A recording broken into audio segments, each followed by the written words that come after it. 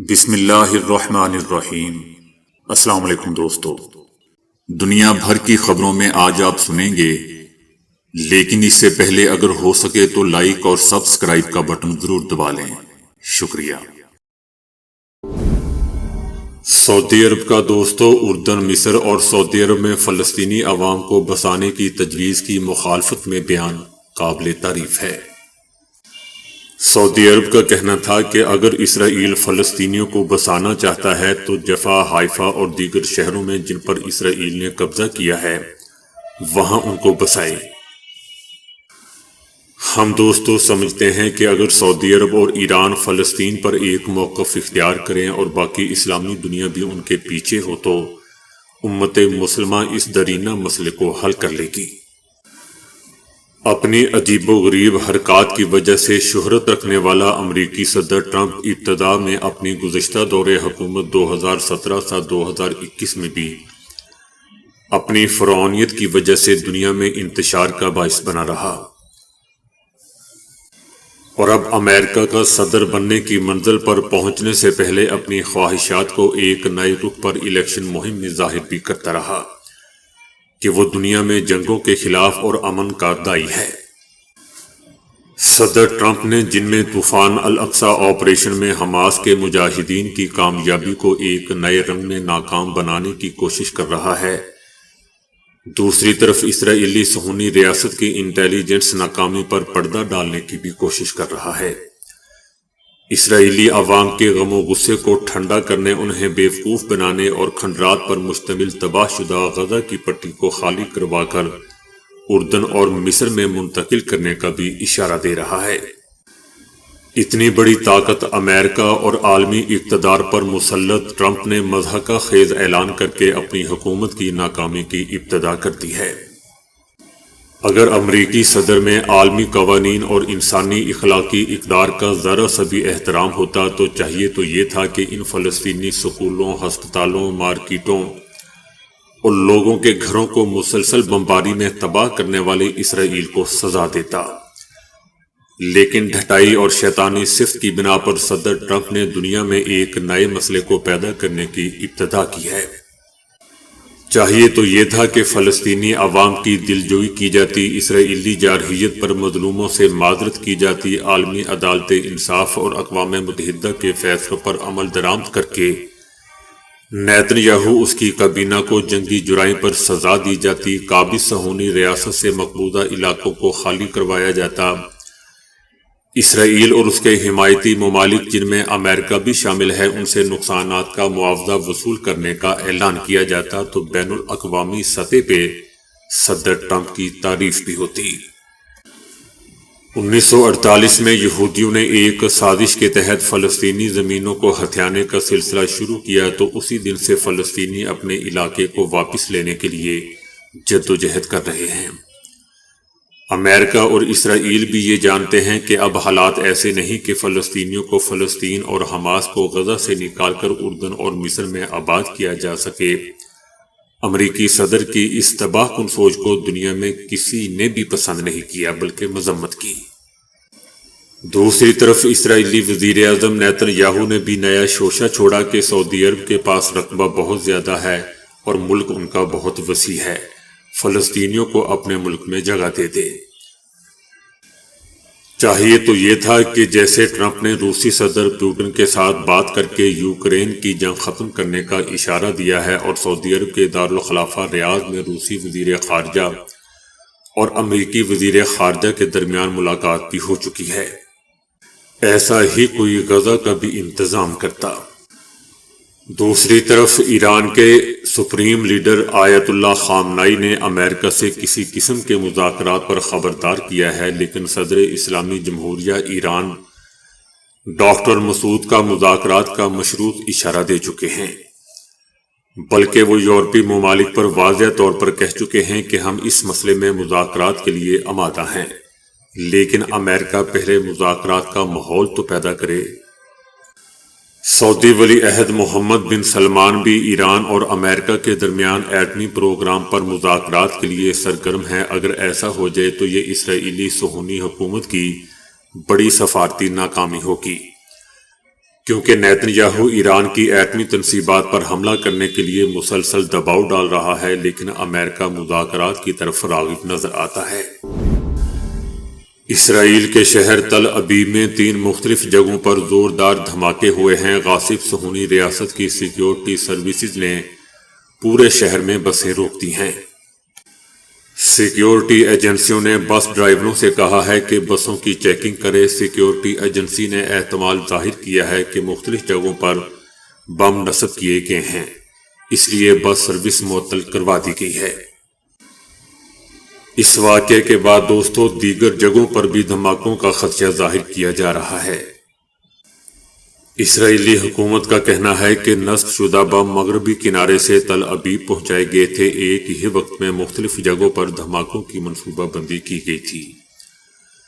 Security ایجنسیوں کا کہنا ہے کہ بم خالی بسوں میں نصب کیے گئے تھے، اس لیے کسی جانی نقصان کی اطلاع نہیں ہے۔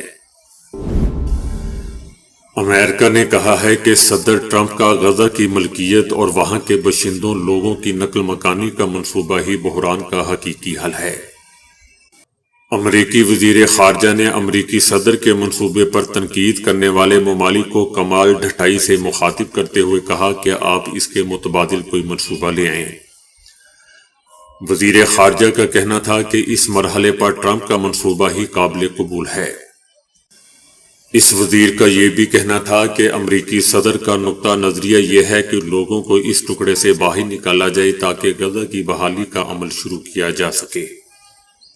اس وزیر کا یہ بھی کہنا تھا کہ ہمارے علاقائی پارٹنرز اس منصوبے کو پسند نہیں کر رہے۔ اگر وہ اس منصوبے سے خوش نہیں تو انہیں اس سے بہتر کوئی تجویز پیش کرنی چاہیے۔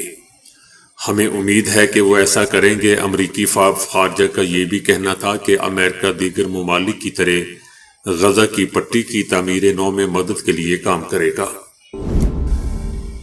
کانگریس نے ایک بار پھر بے روزگاری کے مسئلے پر مرکزی حکومت مودی کو نشانہ بنایا ہے۔ کانگریس نے دعویٰ کیا ہے کہ ملک میں حالات اتنے خراب ہیں کہ نوجوان روزگار کی تلاش میں بیرون ملک جانے کو مجبور ہیں، اور مودی حکومت اس حقیقت سے مسلسل ملک کی توجہ ہٹانے کی کوشش کر رہی ہے۔ کانگریس کا کہنا تھا کہ ملک میں صرف 42.6% گریجویٹ ہی روزگار کے لیے اہل ہیں، یعنی 57.4% گریجویٹ کو روزگار نہیں مل پا رہا، اور اس کی وجہ ہے ان کے اندر کوئی ہنر نہ ہونا۔ کانگریس کا یہ بھی کہنا ہے کہ آج نوجوان بے روزگاری سے مایوس اور نا امید ہے۔ حالات اتنے خراب ہیں کہ لاکھوں نوجوان بیرون ملک جا کر روزگار ڈھونڈنے پر مجبور ہیں۔ کانگریس کا کہنا ہے کہ خوفناک اعداد و شمار سے معلوم ہوتا ہے کہ ہندوستان میں 57.4% گریجویٹ بے روزگار ہیں، کیونکہ ڈگری اور ہنر میں فرق مانتے ہوئے پرائیویٹ کمپنیاں اور صنعتیں انہیں روزگار کے لیے اہل نہیں مان رہی، جبکہ مودی حکومت کی مکمل توجہ اپنے کچھ چند دوستوں کو فائدہ پہنچانے پر لگی ہوئی ہے۔ بھارتی ریاست اتر پردیش کے گورکھپور میں GDA یعنی گورکھپور ڈیولپمنٹ اتھارٹی نے جامع مسجد کو منہدم کرنے کے لیے 15 دنوں کا الٹیمیٹم دے دیا ہے۔ 15 فروری کو مسجد کے مرحوم متولی کے بیٹے شعیب احمد کو نوٹس دے کر 15 دن میں خود ہی تعمیر ہٹانے کو کہا گیا تھا۔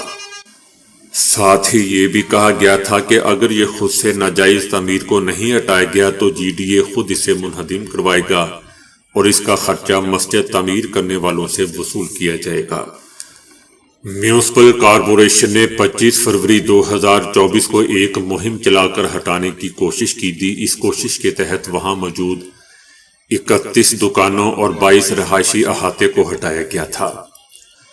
اس دوران وہاں موجود مسجد کو بھی میونسپل کارپوریشن کی طرف سے گرائے جانے لگا، لیکن مسجد کے متولی اور دیگر کئی لوگوں نے اس کی شدید مخالفت کی، جس سے مزید کارروائی نہیں ہو سکی۔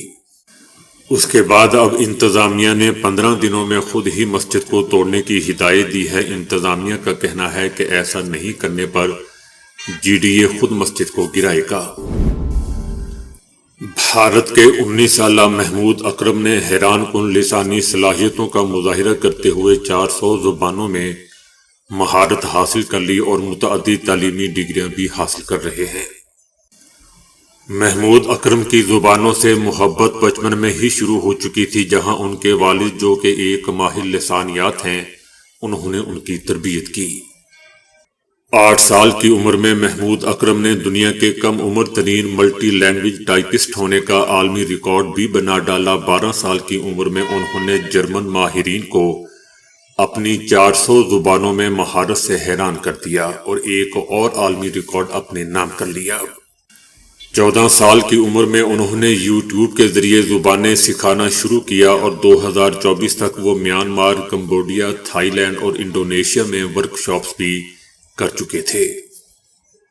ان کی حیران کن صلاحیتیں دوستو دنیا بھر کے ماہرین، اساتذہ اور طلباء کے لیے نئی امید اور تقریب اور ترغیب بن رہی ہیں۔ مدارس پالیسی کے مطابق داڑھی نہ رکھنے پر امتحان میں بیٹھنے کی اجازت نہ ملنے کے خلاف درخواست پر اسلام آباد ہائی کورٹ نے فیصلہ محفوظ کر لیا۔ عدالت نے وفاق المدارس کی قانونی حیثیت پر سوالات اٹھا دیے۔ جسٹس محسن اختر کیانی نے کہا کہ وفاق المدارس کی قانونی حیثیت کیا ہے؟ وفاق المدارس کس قانون کے تحت ڈگریاں دیتی ہے؟ بنیادی سوال یہ ہے کہ بچہ جو ڈگری وفاق المدارس سے حاصل کرے گا اس کی حیثیت کیا ہوگی؟ وفاق المدارس کس قانون کے تحت دوسرے اداروں کو اپنے پاس رجسٹر کرتی ہے؟ بچے پاکستان کا مستقبل ہیں، کسی بچے کو دینی اور دنیاوی تعلیم حاصل کرنے سے نہیں روکا جا سکتا۔ عدالت نے اسسٹنٹ اٹارنی جنرل سے استفسار کیا کہ آپ مدارس کو ریگولیٹ تو کر رہے ہیں مگر یہ نہیں بتا رہے کہ نظام تعلیم کیسے چلے گا۔ کیا صرف اسلام آباد میں موجود مدارس کو رجسٹر کیا جا رہا ہے؟ پنجاب حکومت کا کہنا ہے کہ جن کو خط لکھے جا رہے ہیں انہی کے خلاف پروپیگنڈا بھی کیا جا رہا ہے۔ خط ملنے سے نہ ڈیل ملی ہے اور نہ ہی ملے گی۔ جن کو خط لکھے جا رہے ہیں انہی کے خلاف پروپیگنڈا مہم چلاتے ہیں۔ تحریک انصاف کے 50 لوگوں نے لندن میں آرمی چیف کی آمد پر احتجاج کر کے غیر ملکی ایجنسیوں کا ایجنڈا پورا کیا۔ پنجاب حکومت کا کہنا ہے کہ آج بھی تحریک فساد کی سیاست نامکمل ہے۔ پنجاب حکومت نے عمران خان سے ملاقاتوں پر کوئی پابندی نہیں لگائی۔ عمران خان کی فیملی، ان کے وکلاء اور پارٹی رہنما معمول کے مطابق ان سے ملاقاتیں کر رہے ہیں۔ اگر کوئی خود ملاقات نہ کرنا چاہے تو ہم کچھ نہیں کہہ سکتے۔ پنجاب حکومت کا کہنا ہے کہ یہ جیل کو تفریحی پارک سمجھتے ہیں، جب دل چاہے جس کا دل چاہے منہ اٹھا کر پہنچ جائے۔ کوئی ضابطہ نہیں۔ جب تحریک فساد کے پاس کوئی ریکارڈ نہیں بچتا تو مظلومیت کا کارڈ کھیلنا شروع کر دیتے ہیں۔ عمران خان کیا دباؤ کے نتیجے میں ڈیل پر مجبور ہو چکے ہیں؟ اس حوالے سے دوستو بیرسٹر سیف نے اپنے بیان میں وضاحت کی ہے۔ بیرسٹر سیف کا کہنا ہے کہ عمران خان سے ملاقاتوں پر پابندی جعلی حکومت کے ہوش و حواس ہونے کا واضح ثبوت ہے۔ قید میں موجود ایک شخص نے جعلی حکومت کی نیندیں حرام کر رکھی ہیں۔ ان کا کہنا تھا کہ ملاقاتوں پر پابندی اور دیگر سختیوں کا مقصد عمران خان پر دباؤ ڈال کر انہیں کسی ڈیل کے لیے مجبور کرنا ہے، مگر جعلی حکومت یہ بات ذہن نشین کر لے کہ عمران خان نواز شریف کی طرح کسی ڈیل کا حصہ نہیں بنے گا۔ بیرسٹر سیف کا یہ بھی کہنا تھا کہ مینڈیٹ چور حکومت نے نہ صرف بنیادی انسانی حقوق پامال کیے ہیں بلکہ توہین عدالت کی بھی مرتکب ہو رہی ہیں۔ ملاقاتوں پر پابندی شکوک و شبہات کو جنم دے رہے ہیں، اس سے کارکنوں میں شدید تشویش اور غصہ بڑھ رہا ہے۔ ان کا کہنا تھا کہ مریم نواز کے قول و فعل میں تضاد اور واضح ہو چکا ہے۔ روزانہ جلسوں میں عمران خان کو سہولیات دینے کی بات کی جاتی ہے مگر حقیقت اس کے بالکل برعکس ہے۔ وزیر دفاع خواجہ آصف نے کہا ہے کہ عمران خان فوج کو اپنی حمایت کا ذیلی ادارہ بنانا چاہتے ہیں۔ Army chief general Asim Munir اس وقت برطانیہ کے دورے پر ہیں۔ ان کا کہنا تھا کہ عمران خان نے ہی آرمی چیف کو قوم کا باپ قرار دیا تھا، جس کو باپ کہتے تھے اسی کے بارے میں بدزبانی بھی کرتے ہیں۔ خواجہ آصف کا یہ بھی کہنا تھا کہ عمران خان جنرل فیض حمید کو آرمی چیف بنانا چاہتے تھے۔ عمران خان چاہتے تھے کہ فوج ان کی حمایت کا ذیلی ادارہ بن جائے، اور اقتدار سے محرومی کے بعد پی ٹی آئی اب اپنے زخم چاٹ رہی ہے۔ مذموم مقاصد کے لیے 9 مئی اور 26 نومبر کے واقعات رونما کیے گئے۔ وزیر دفاع کا مزید کہنا تھا، لیکن دوستو اپنی زبان اور بیان سے وہ وزیر دفاع سنجیدہ بندے نہیں لگتے۔ ان کا کہنا تھا کہ ایک جانب یہ 3-4 خط لکھ رہے ہیں، پاؤں پڑ رہے ہیں، منتیں ترلے کر رہے ہیں، اور دوسری طرف یہ کارروائیاں شروع کی ہوئی ہیں۔ یہ کسی چیز کے ساتھ مخلص ہیں، نہ ان کی کوئی کمٹمنٹ ہے، ملک کے باہر مظاہرے کر رہے ہیں، سوشل میڈیا پر گالی دے رہے ہیں، ہر ادارے اور ہر شخص سے متعلق غلط زبان بولی جا رہی ہے۔